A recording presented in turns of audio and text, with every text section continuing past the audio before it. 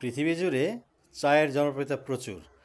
বিশেষ করে আমাদের বাংলাদেশ সহ ভারতে প্রত্যেকটা দেশেই মটকা চা বা তান্দুরি চায়ের প্রচুর চাহিদা আছে।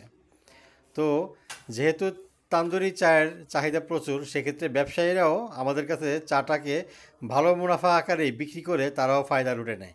দেখুন, মেলাতে গিয়েছিলাম এবং সেই মেলায় কিছু কিনতে পারবো না, জাস্ট চা থেকে খাওয়ার জন্য যে আগ্রহটা প্রকাশ করেছিলাম তাতে চা খেতে চেয়েছিলাম এবং সেই তান্দুরি চা তৈরি দেখলাম। তারা আমাদেরকে চা দিল এবং চায়ের যে মেকিংটা এবং যে পরিবেশন বা তাদেরকে কাস্টমারকে দেওয়া, এগুলো দেখছিলাম এবং ভাবলাম যে যেহেতু আমি আপনাদেরই একজন, তো কেন আপনাদেরকে ভিডিওটা উপহার দিব না, তাই ভিডিও করে নিয়ে আসলাম।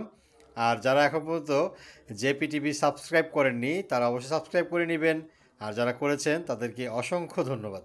তো চা পছন্দ করে না এমন বাঙালি পাওয়া যাবে না, বা পৃথিবীতে খুব কম মানুষই পাওয়া যাবে। তাই চায়ের কথা যখন উঠে তাহলে অবশ্যই খুব ভালো মানের চা হওয়া উচিত।